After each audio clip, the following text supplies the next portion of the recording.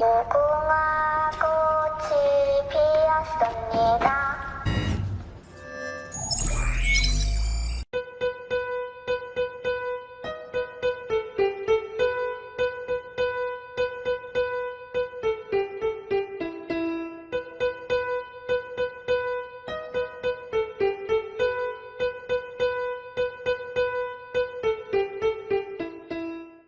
Herkese yeniden merhaba, ben Damla. Bugün sizlerle bu üzerinde gördüğünüz rengarenk sweatshirt hırkayı nasıl yaptığımı paylaşacağım.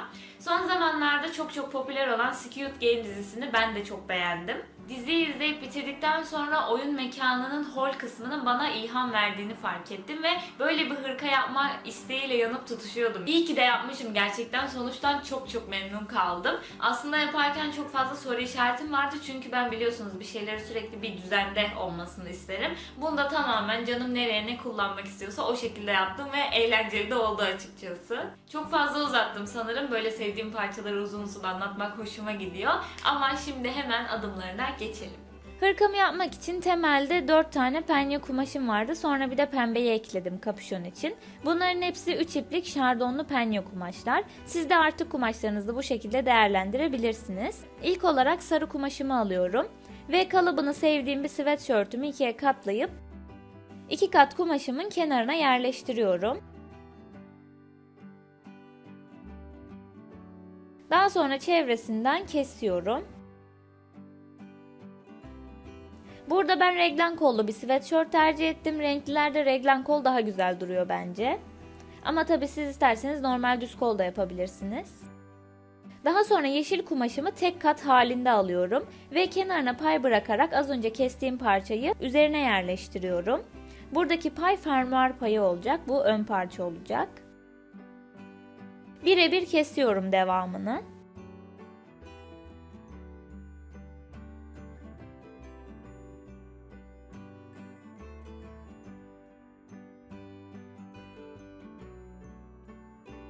Daha sonra mavi kumaşımı alıyorum. Ve yeşil kumaşımı mavi kumaşımın üzerine yerleştiriyorum. Etrafından birebir keseceğim bu kez. Burada dikkat etmeniz gereken tek şey var. O da kumaşları aynı yönde kesmemek. Yüzü yüzüne bakacak şekilde yerleştirirseniz bu problem ortadan kalkar.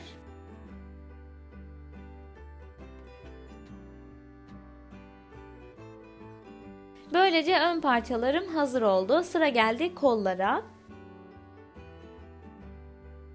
Sarı kumaşımın kalanını alıyorum ve bu sefer de sweatshirtümün kolunu buraya yerleştiriyorum. 2 kat yine kumaşım. Dikiş yerlerinden çerçeve şeklinde kesiyorum.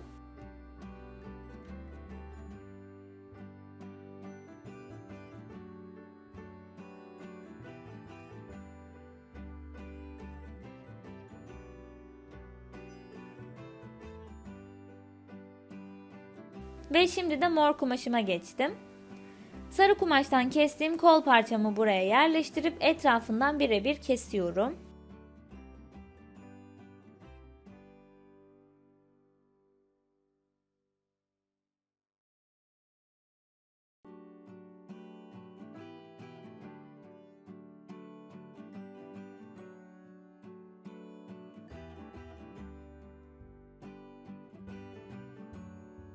Kol parçalarımı da kestikten sonra beden parçalarımın hepsini tamamlamış oldum.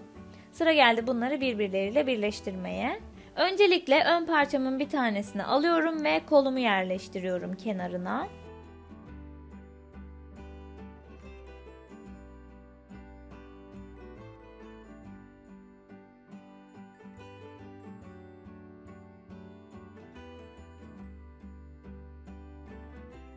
Daha sonra diğer ön parçamın da aynı şekilde kolunu yerleştiriyorum.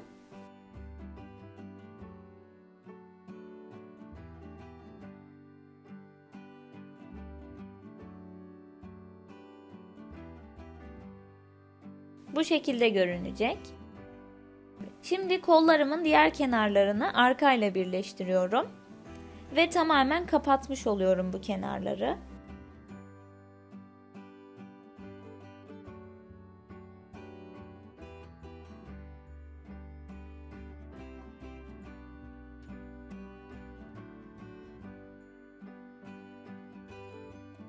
Bu gösterdiğim 4 yerden dikiyorum.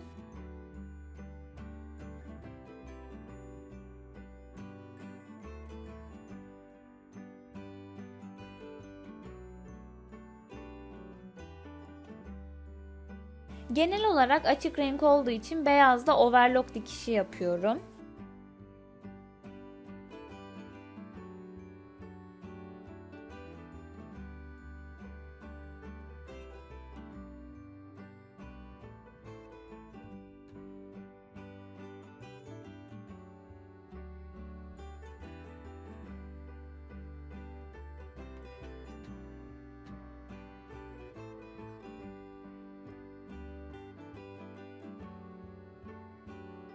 Ama çok fazla renk barındırdığı için ve dışarıdan da spor dikişlerim görüneceği için bir çözüm arayışına girdim ben. Daha sonra aklıma boncuk işleme ipi ya da misina ip olarak bulabileceğimiz makaralardan kullanmak geldi. Bu her kumaşta sanki kumaşın rengiyle dikiş yapmışsınız gibi bir izlenim veriyor. Kullanımı çok basit, normal dikiş ipliği gibi makinenize takıyorsunuz altlı üstlü. Bir problem olmuyor dikerken. Bunu böyle renkli parçalarda kullanabilirsiniz. Sürekli ip değiştirmenize gerek kalmaz. Ya da rengini bulamadığınız kumaşlarda da kullanabilirsiniz. Çünkü gerçekten normal dikiş ipliği gibi duruyor. Sadece aynı renkmiş gibi duruyor. Kenarları diktikten sonra ikiye katlıyorum. Kol altıyla yan kısımları birleştiriyorum.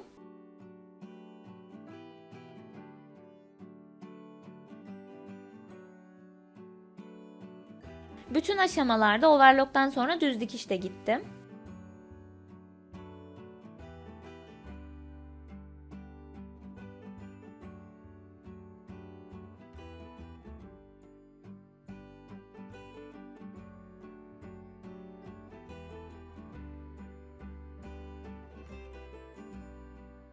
Sıra geldi manşetleri yapmaya. Yine elimdeki bütün renk ribanaları önüme çıkardım ve o şekilde tercih yaptım. Koyu mor ve mavi de karar kıldım.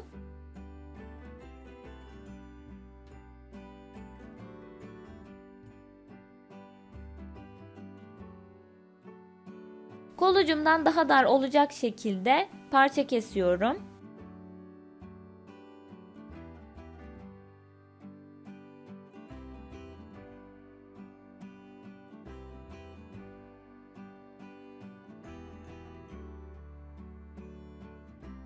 Ve bunları bu şekilde ikiye katlayıp kenarlarından dikiyorum. Diktikten sonra yarısına kadar düzüne çeviriyorum. Bu benim manşetim olacak.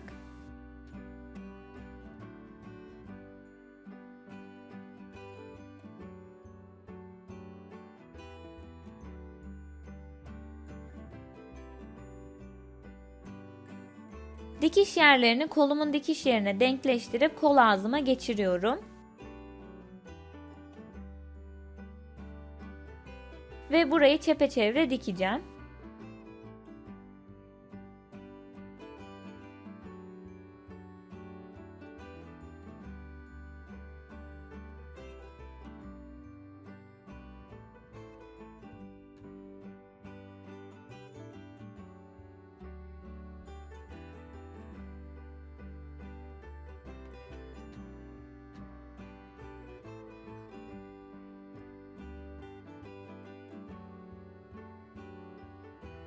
Diktikten sonra bu şekilde görünüyor.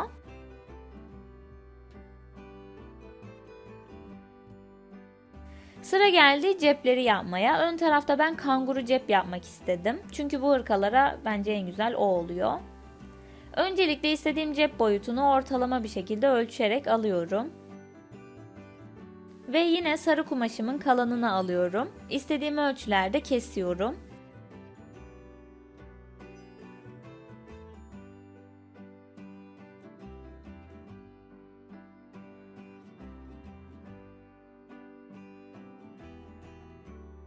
Daha sonra ortasından kesiyorum. Şimdi burada elimizi soktuğumuz yerler düz olmasını istemedim ben. Onun için burayı oval bir şekilde kesiyorum. Ve bunun kenarlarına da ribana detayı yapmaya karar verdim. Hem böyle daha güzel bir kapanış olacak, hem de daha çok renk katmış olacağım. Yuvarlak kısımdan bir tık küçük olacak şekilde iki parça ribana kestim. Ve bunu bu kenarlara ikiye katlayıp iğneliyorum.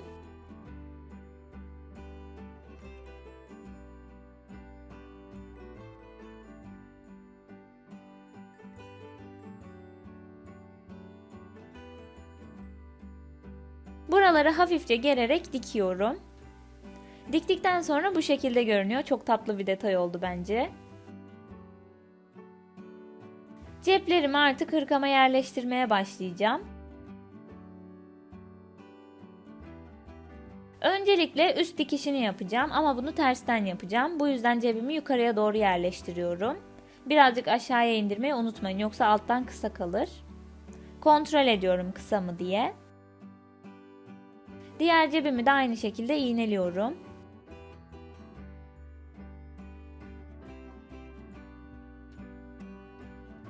Buralardan düz dikişle diktim.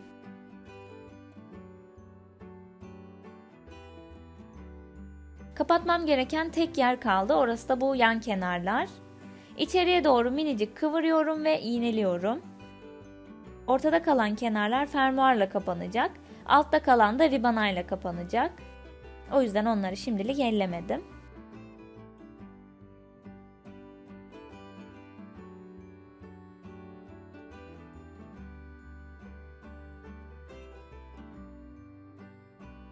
Gösterdiğim yerlerden dikiyorum.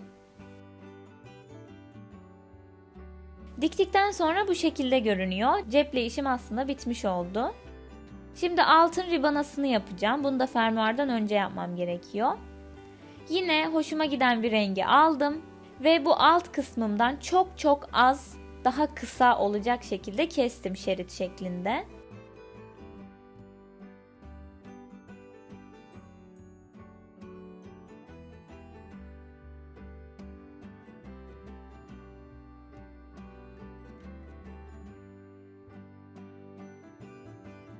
Burayı boydan boya dikeceğim.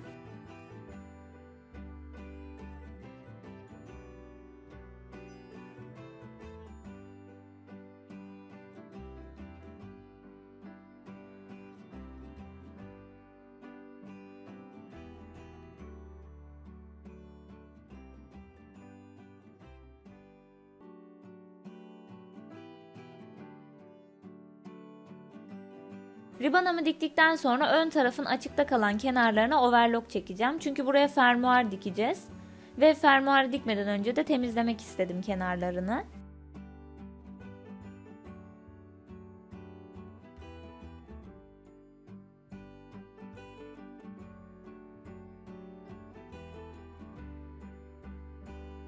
Elimde böyle toz pembe çok tatlı bir fermuar vardı ama çok uzundu maalesef.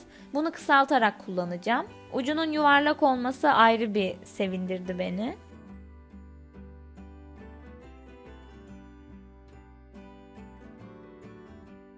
İkiye ayrılan fermuarları yukarı kısımlarından kesmemiz gerekiyor. Alt kısımlarından sakın kesmeyin. Fermuarımı ikiye ayırıp ön tarafın kenarlarına iğneliyorum.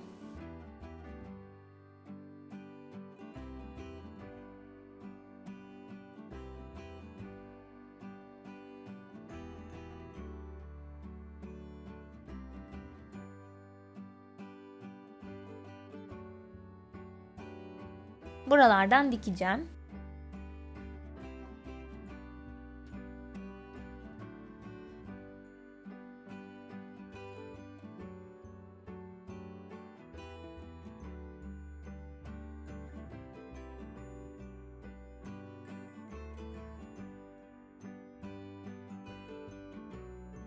Diktikten sonra fermuarıma bir de spor dikiş attım.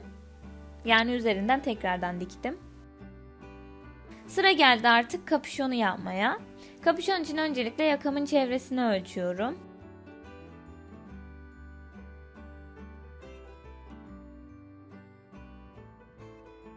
Daha sonra ölçtüğüm ölçüye uygun bir şekilde kapüşon kesiyorum.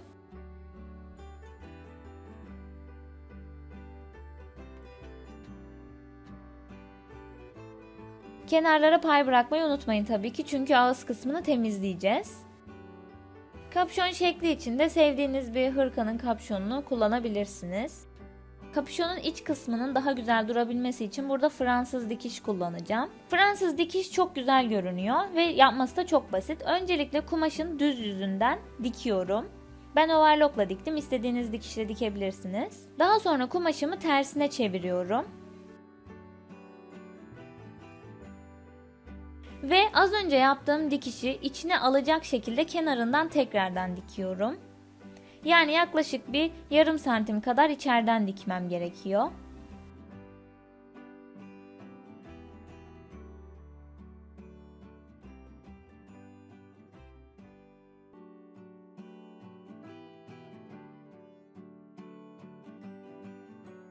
Diktikten sonra bakın dışarıda normal bir dikiş görüntüsü var ve içeride de tertemiz bir bitiş var. Bunu her yerde kullanabilirsiniz. Gerçekten çok güzel bir dikiş bence. İsterseniz burayı kenara katlayıp dikebilirsiniz. Ben öyle bırakmaya karar verdim. Sıra geldi kapüşonumun ağzını kapatmaya. Bıraktığım pay kadar içeriye doğru 2 kez katlıyorum ve iğneliyorum.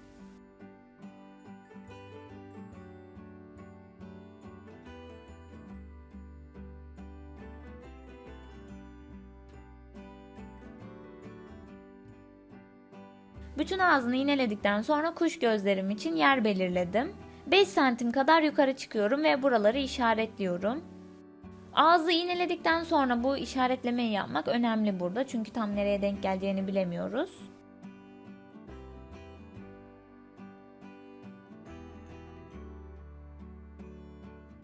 Kuş gözlerimi clinkshop.com'dan aldım. Ben şu an el presiyle basacağım bu kuş gözlerimi. Ama isterseniz Clinkshop'un internet sitesinde çekişle çıkabileceğiniz kalıplar da var. Zaten beni takip ediyorsanız bir süredir mutlaka görmüşsünüzdür. Elimde bu boya ait kalıplar olduğu için bunu kullanıyorum.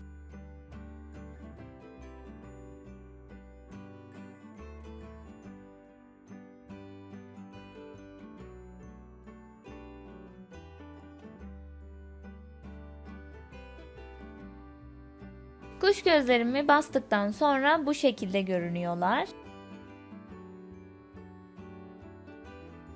Onun dengindeki yeri de tekrardan iğneleyip ağız kısmını düz dikişle dikiyorum.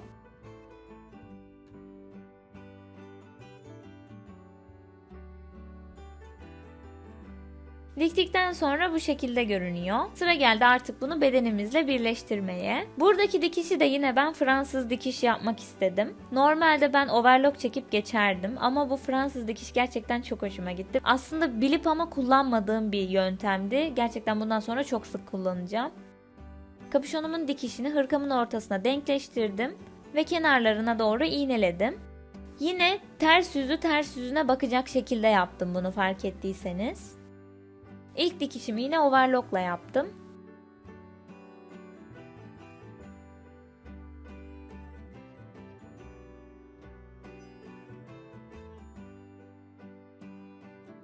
Bakın şu anda hırkamın düz yüzünde çirkin bir dikiş görüntüsü var. Ve bunu bu şekilde katlıyorum dikişi içeriye alacak şekilde. Kenarından dümdüz dikiyorum.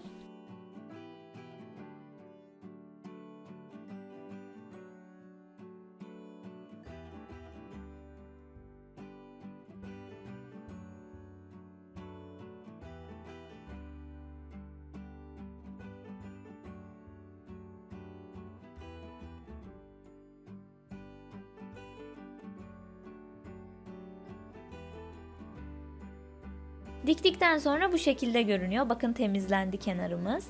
Şimdi burayı ben bastırma dikişi de yapmak istedim. Bu dikişimin fazlalığını yukarıya doğru veriyorum. Ve kenarından düz dikişle tekrardan dikiyorum. Dikişlerin çok fazla üst üste geldiği yerlerde iğneyi kırmamak için elinizle volanla ilerletin.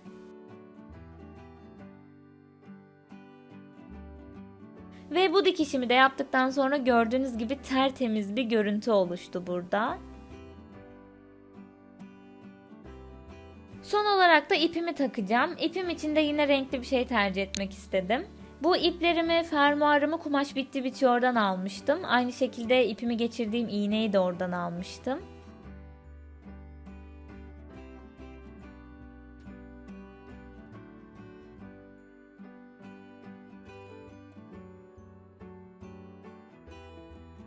İpimi geçirdikten sonra boyunu ayarlıyorum ve ucunu kesiyorum.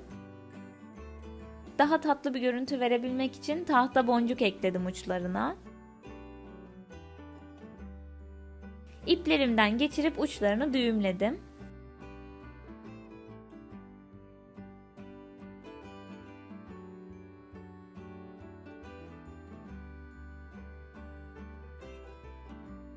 Hırkamın yapımı işte bu kadardı.